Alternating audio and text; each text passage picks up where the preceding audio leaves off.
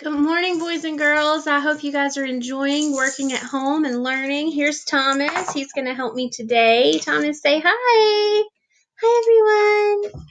So today we're going to study the 13 colony regions some more. There were 13 original colonies, we know that, and we know that they were divided into 3 regions. We did start learning about this last week, and so if you want, you can go back into the Google Classroom and go to the video that we watched in Brain Pop, and you can pull that up and watch it again if you would like to.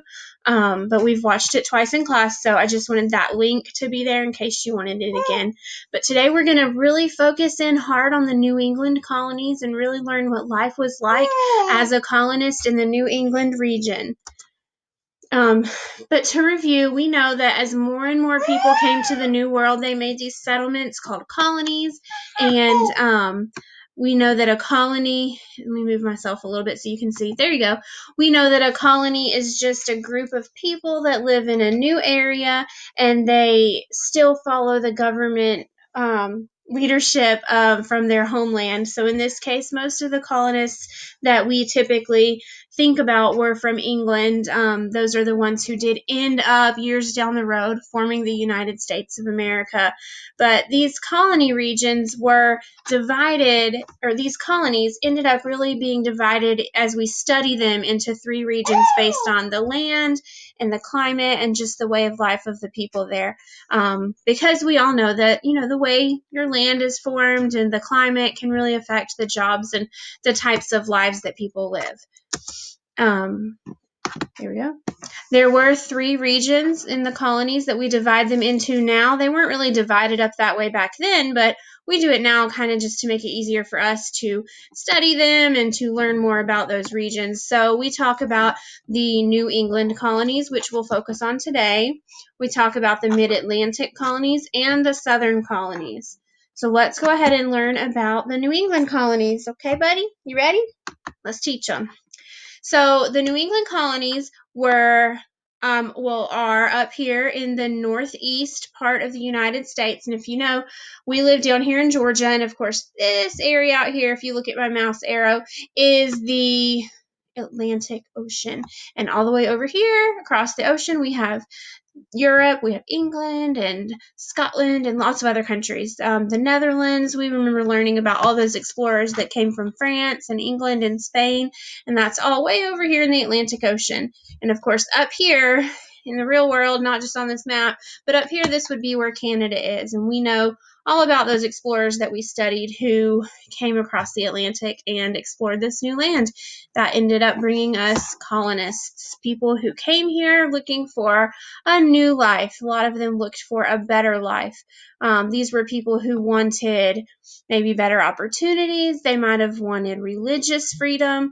They came for all different reasons. And so the New England colonists settled in what is now known as Massachusetts, Connecticut, Rhode Island, and New Hampshire. They did name their colonies then, and most of those names ended up sticking. And we are, of course, their states now. Whoops. No, Thomas. Sorry, guys. Doing the best I can here at home. So let's talk about the geography of these colonies. The geography we know is the physical features of the land, the way that the land is formed. The physical features in the New England region include the northern part of the Appalachian Mountains, which of course we already know those start way down here in Georgia. We've got the Boston Harbor, and that is off the city of Boston, which is in the state, or at the time, the colony of Massachusetts. And that is a good place for boats to come in. The water's a little bit more calm in a harbor. They come in off the ocean. The harbor is connected to the Atlantic Ocean, and they come in off the ocean and are able to dock or park their ships there in the harbor. The land there was very hilly. There's lots of rocks in the soil. It's not at all good for farming. There were not any large-scale farms in the New England region. You might have a small garden, but there was definitely not any big, huge farms like we see in other regions. Let's talk about the climate now. We know climate, one more thing. The coastline is very jagged. So when you're talking about the coast, we're talking about where the water and the land meet each other. We like to call that the beach. When we go to the beach, my family, we usually go to South Carolina. You might go to Florida or somewhere else. But when I think of the beach, I think of flat, sandy areas and just nice and just smooth, flat sand. But it's not anything like that when you go up to the New England region. Those colonies have very jagged coastlines. It's very steep, and it's not a place that is very friendly to the types of things that we think of when we think of the beach. Climate is weather over a period of time, and we know that in the New England region, winters were very long and very hard for the colonists, and as a result of that, a lot of colonists actually died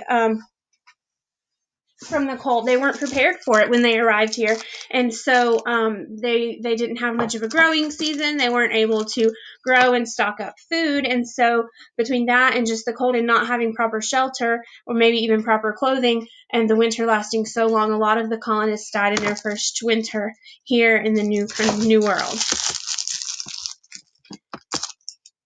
The summers, though, were better. They were really mild, not super duper hot. Nice weather, so it would have been kind of a good time to be outside, to farm in their gardens, to work and to grow food. Nice weather in the summer. So, of course, we know that jobs in an area have a lot to do with the natural resources and things that are available. So for the New England colonists, they had this great coastline. So yeah, it's jagged and it's sharp and whatnot, but it was still a long coastline, lots and lots of access to the Atlantic Ocean, and so there was a lot of opportunities for fishing, a lot of different jobs. They could be shipbuilders, they could you could be a worker on a ship. So there were lots of different opportunities. And one state that was not an original colony in the beginning, but that is in the New England region of our country now, is Maine, and they are known for their lobsters. And so those are kind of all along that northeast coast of the United States. And so lots and lots of different types of fish and seafood things that people could catch and then sell. So that also obviously provided a lot of food for the people in this area, but lots and different jobs that would be available to you as a result of living near the coast. So like I said, fishing was a great opportunity for a job, but it also opened the door for other economic opportunities. Shipbuilding industry became one of the most important jobs for people in New England. And of course, if you think about it, they couldn't just go to Home Depot and buy what they needed to build the ships. So there are now jobs for people to cut down trees, to make the rough, freshly cut down trees into workable pieces of wood to use for their ship. They needed people to make the sails, so those were made of fabric. So now there's a job for someone to make sails, and so lots of different jobs available just as a result of needing ships for people to fish off of. Let me move myself again. Keep getting in the way of y'all, don't I? Good harbors, fishing, and shipbuilding opportunities then also paved the way for port cities. And so these are cities that are right on the coast, that are near, the ports. And so that people can live there and, I'm sorry, I'm trying to get everything out of y'all's way so you can see the text. So that these cities become trade centers. So because they're right on the coast, they're near to the ocean, so ships can get in and out and they can trade things with England and Spain and France and other countries across the ocean. They can have things brought from England. For example, tea can be brought from England back over to the United States, or to the 13 colonies, they were not the United States yet.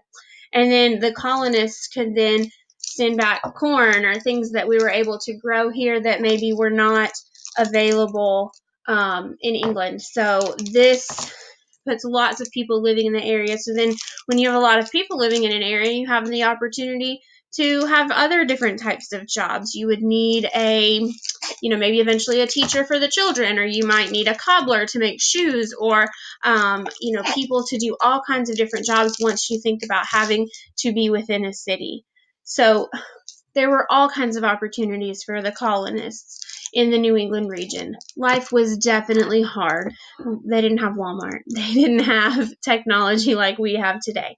So life was definitely hard because they had left behind their their life that they knew in England or Spain or France. Many of these came from England. That's actually why they're called the New England Colonies. They said we're moving to the New England because they were still part of the country of England. But guys, this was an amazing opportunity for the people who came, but it was also a big sacrifice. They gave up a lot to come and to live here and eventually to break free from England and start a new country. But I'm getting ahead of myself.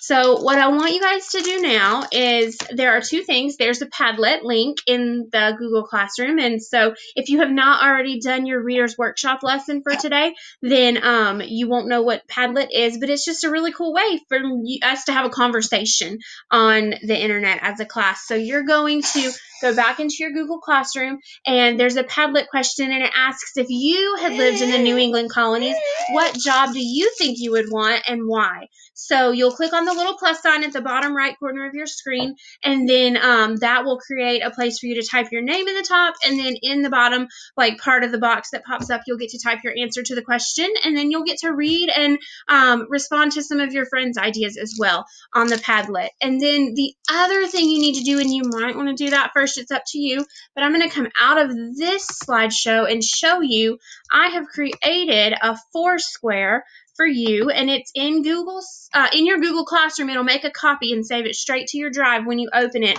Make sure you put your name in the document title for me so that we know whose is whose. So definitely make sure your name's in there. But you just have this Foursquare, and it's a lot like what we did with a lot of other topics that we've studied in class. But you're going to, for the New England colonies that you just learned about, you're going to erase the text in these boxes. They're just little text boxes. You're just going to click in there and erase the text. Be careful not to delete the text box, and just type in some notes of things that you learned about the geography of the New England colonies. You can go back to the Brain Pop video. You can go back through this video, and you can mute it if you want and just watch as I go through the slides and get your information from there. But once you do that, you're going to submit your Foursquare document in through the Google Classroom. So that'll count as your attendance today for social studies and your class grade. So I miss you, love y'all, and we'll see you later on today for math, and then again tomorrow for some more learning about the colonies. Tomorrow we're going to study the mid-Atlantic colonies. So I will see you then. I do love you, and we'll see you soon. Say bye, Thomas. Say bye-bye. Bye, guys.